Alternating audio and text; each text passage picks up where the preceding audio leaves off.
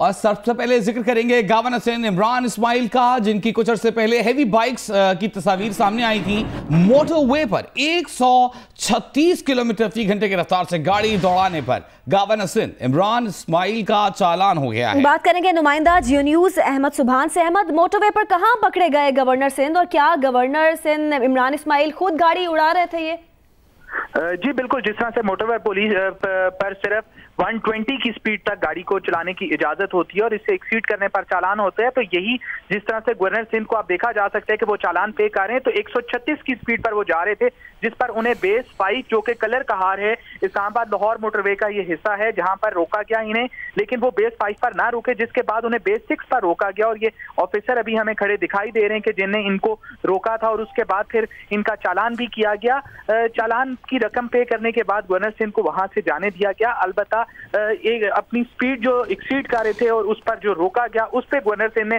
बाद में तो ऑफिसर्स को दाद दी, लेकिन ये जरूर कहा गया उन्हें, और उसके अलावा भी मोटरवे पुलिस की जिस तरह से जगह जगह इंस्ट्रक्शंस मौजूद होती हैं कि स्पीड लिमिट को एक्सीड ना किया जाए, अलबत्ता उसका ख्याल नहीं रखा गया। और 136 की स्पीड लिमिट हमें मोटरवे सोर्सेज कंफर्म करें कि गवर्नर सिंध की थी, जिस टाइम पे उनको स्पीड कैमरा पर चेक किया गया। बहुत शुक्रिया आपका। अहमद सुभान हमें बता रहे थे कि मोटरवे पर 136 किलोमीटर फी घंटे की रफ्तार से गाड़ी दौड़ाने पर गवर्नर सिंध इमरान इस्माइल का चालान हो गया।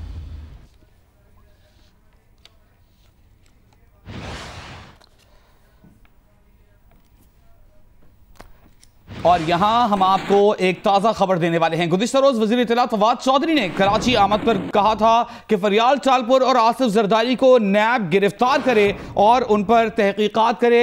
इस पर अब तर्जमान नैब की जानिब से रद्द अमल आया है। कहा गया है कि किसी वजीर बातदबीर की ख्वाहिश पर आसिफ जरदारी या फरियाल टालपुर को गिरफ्तार नहीं किया जाता। नैब की जानिब से जारी बयान में कहा गया है कि किसी वजीर बातदबीर की ख्वाहिश पर आसिफ जरदारी या फरियाल टालपुर को गिरफ्तार नहीं किया जा सकता। एजाज सैयद नुमाइंदा जियो न्यूज हमारे साथ मौजूद हैं। एजाज, सबसे पहले तो ये बताइएगा कि फवाद चौधरी और नैब, क्या ये जुमलों का तबादला चलता रहेगा? जुमलों का तबादला तो अभी काम का आगाज हुआ है। अहम बात तो यह है कि साबिक सदर आसिफ अली जरदारी और फरियाल तालपुर का ही नाम नहीं लिया गया इस बयान में, बल्कि वजीर आला सिंध मुराद अली शाह का नाम भी लिया गया है। और ये भी कहा गया है नैब की तरफ से कि नैब के बारे में सुस्त रवि का जो तासुर कायम किया जा रहा है वो दुरुस्त नहीं।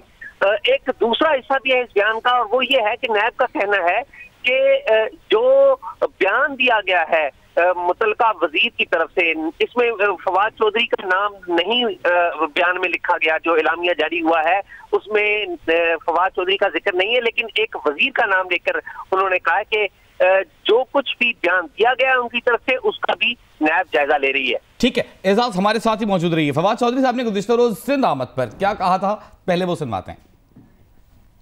और मैं हैरान हूं कि अभी तक नैब ने इसके जो 3 अहम किरदार हैं इस सारे मामले के, यानी आसिफ जरदारी, फरियाल तालपुर और मुराद अली शाह, उनको अभी तक अरेस्ट क्यों नहीं किया? आज की एक और अहम खबर, वजीर आजम इमरान खान ने MQM को कराची, हैदराबाद और मीरपुर खास में पार्टी दफातर खोलने की यकीन दहानी करा दी है।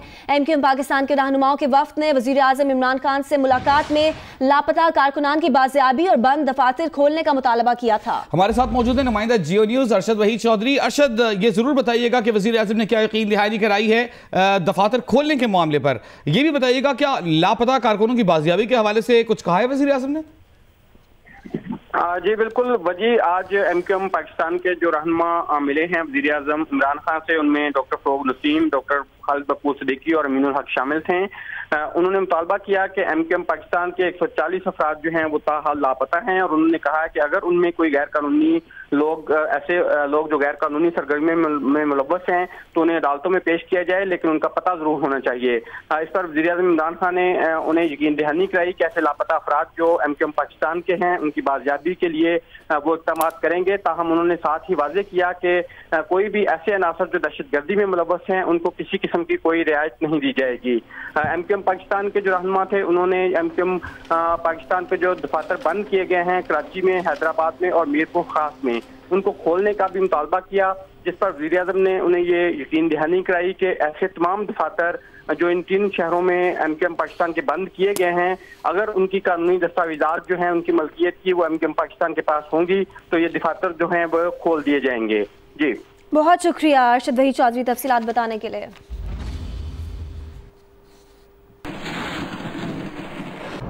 आगे बढ़ते हुए आपको बताएं कि असासों की तफसीलात जमा ना कराने पर 332 अरकान पार्लियामेंट की रुकनियत मुअत्तल कर दी गई है। डिप्टी स्पीकर कासिम खान सूरी, वजीर इत्तलात फवाद चौधरी, आमिर कयानी, एहसन इकबाल और BNP मेंगल के सरबराह अख्तर मेंगल भी इस फहरिस्त में शामिल हैं। इलेक्शन कमीशन के मुताबिक जिन अरकान की रुकनियत मुअत्तल हुई है वो कानून साजी में हिस्सा नहीं ले सकेंगे।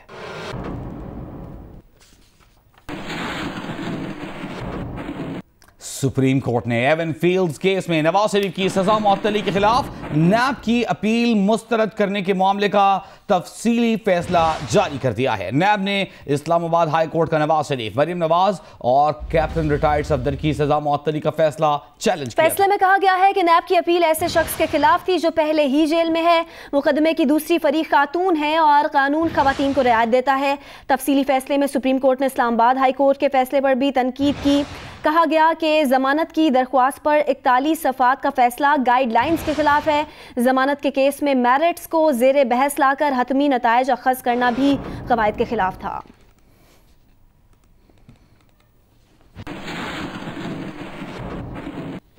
और बात करेंगे काश्तकारों की। कई माह की मेहनत और रकम लगने के बाद मंडियों में आलू की कीमत गिर गई है। आलू काश्त करने वाले रुल गए हैं। आड़ती 5 रुपए किलो भी खरीदने को तैयार नहीं। इस सारी सूरत हाल पर काश्तकार आलू के टोकरे उठाकर लाहौर की मॉल रोड पहुंच गए और हुकूमत से सब्सिडी देने का मुतालबा कर दिया। असि रात जलील होंदे पे 4 रुपए किलो साडा आलू विकदा पे 15 रुपए साडी लागत है। अगर ये आलू एक्सपोर्ट ना किया गया हम लोग इस्लामाबाद की तरफ मार्च करेंगे। आलू के मुनासिब नर्ख ना मिलने पर काश्तकार सख्त परेशान है। मुल्तान में आलू 10 रुपए फी किलो के हिसाब से फरोख्त हो रहा है। मजीद बता रहे हैं नुमाइंदा जियो न्यूज़ अहमद बुज़दार। यहाँ पर जो काश्तकार मौजूद हैं उनका ये कहना है कि उनके आलू के ऊपर जो फ़ी एकड़ औसत खर्चा आया है वो 40 से 50 हज़ार है, जबकि इस वक्त उनको जो कीमत मिल रही है उससे उनका खर्चा पूरा उनको नहीं मिल रहा।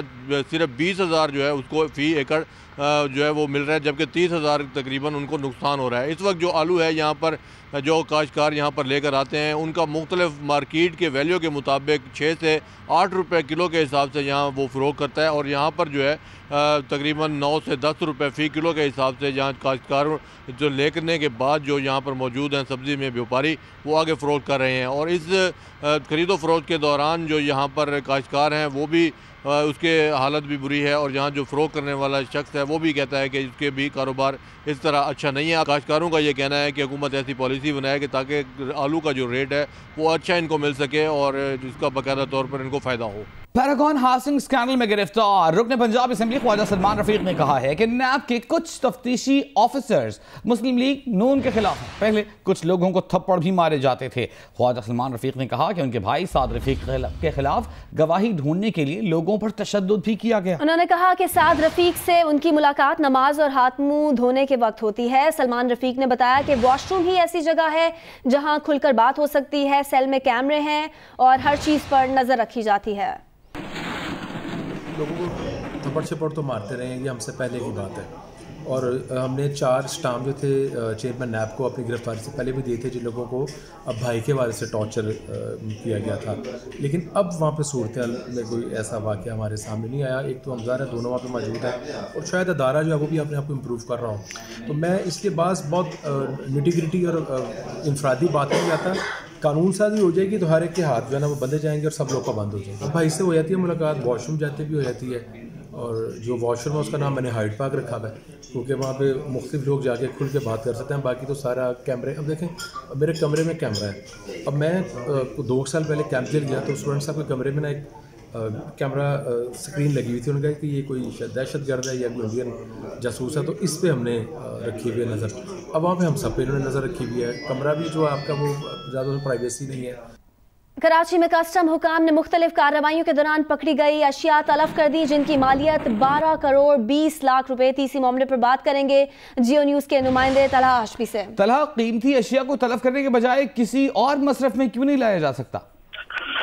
देखें, इस हवाले से आज कस्टम ने एक ये जो कंस्ट्रक्शन की एक तकरीब थी वो की है, और इस हवाले से जो ऑफिशियल है वो ये बताते हैं कि इसमें से कुछ चीज़ें ऐसी थी जो कि सेल्फ केयर की चीज़ें थी और वो मकामी तौर पे तैयार की गई थी गैर मयारी तौर पे, और जो स्मगल की गई अशिया थी वो भी सार्फिन के इस्तेमाल के लिए नुकसानदेह साबित हो सकती थी, मुज़र साबित हो सकती थी, जिसकी वजह से उसको इस्तेमाल नहीं किया जा सकता था। तहम जो दीगर चीज़ें थी इसमें घड़ियाँ थी और दीगर चीज़ें थी, उस हवाले से वो काम कुछ नहीं बता सके। 12 करोड़ 20 लाख रुपए से जायद की अशिया थी जो कि 1.5 साल के अरसे में कस्टम्स IPR ने पकड़ी थी और फिर उसे तलफ किया गया है। तलहा क्या 12 करोड़ 20 लाख की सारी की सारी अशिया ही तलफ कर दी गई, या लेकिन इसमें ज्यादातर अशिया को तलफ किया गया था और जब तक हम वहाँ पर मौजूद रहे हैं, हमने इसको पूरा देखा इस प्रोसेस को, तो वहाँ पे ज्यादातर उसको तलफ किया गया और फिर उसके बाद उस पर बुलडोजर चलाया गया, पहले इन अशिया को जमा करके और फिर उसके बाद उस पर आग लगा दी गई है, तो ज्यादातर अशिया को इसमें से तलफ किया गया है। बहुत शुक्रिया तलहा हाशमी।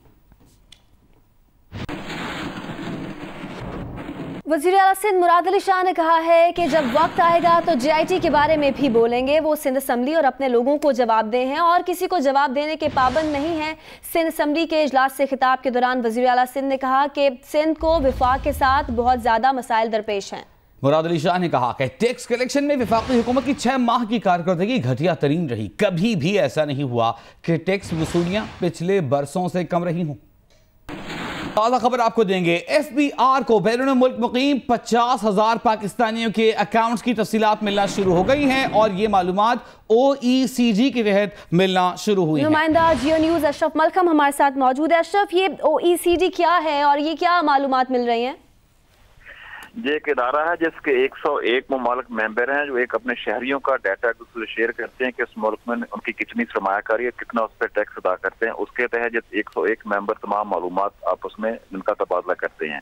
इसके तहत पाकिस्तान को अभी तक जो इन्फॉर्मेशन मिली है उनके क्लोजिंग अकाउंट्स की इन्फॉर्मेशन है, जिसके मुताबिक FBR मेंबरान ने आज ब्रीफिंग देते हुए बताया कि 50,000 बैंक अकाउंट्स का हमें पता चला है, जिनकी मजीद तफसीलात हम चेक कर रहे हैं कि पूरे साल के दौरान हमें कितने वॉल्यूम रहा ट्रांजैक्शन का, इसके हिसाब से इनको टैक्स नोटिस दिए जाएंगे। साथ ही उनका कहना था कि OECD के तहत हमें इन 50,000 में से चंद 100 अफराद के बारे में मालूमात मिल सकती हैं, तमाम 50,000 अफराद के बारे में मालूमात नहीं मिल सकती। लिहाजा हम कोशिश कर रहे हैं कि जितनी भी ज्यादा अफराद के लिए बारे में हमें टोटल ट्रांजैक्शन की मालूमात मिले, उसके बाद उन पर कार्रवाई की जाएगी। कार्रवाई के लिए भी एक तरीका कार वाज़ेह है, उसके मुताबिक हम अशरफ, आप ये कह रहे हैं कि 50,000 में से FBR सिर्फ चंद 100 अकाउंट्स के बारे में पॉजिटिव है कि कुछ मालूमात उस बारे में मिल सकेंगी, ऐसा ही है? नहीं, मैंने कहा था मुआहदे के तहत जो 50,000 अफराद की इंफॉर्मेशन मिली है उन सब की मालूमात OECD ममालिक इनको देने के पाबंद नहीं है। उनमें से एक चंक कुछ अफराद, चंद 100 अफराद की मालूमात, इसने अभी तक जो मालूमात मिला है क्लोजिंग अकाउंट्स दिसंबर में कितने थे उनके, वो उसमें अक्सर औकात बैंक अकाउंट्स ऐसे अफराद खाली कर लेते हैं, उनमें कोई रकम नहीं होती। FBR का कहना था कि हम कोशिश कर रहे हैं। आपका अस्सलामुअलैकुम, मैं हूं हिफ्जा चौधरी और आप देख रहे हैं जियो न्यूज़। मजीद वीडियोस और अपडेट्स के लिए अभी सब्सक्राइब के बटन को क्लिक करें। देखते रहिए जियो न्यूज़।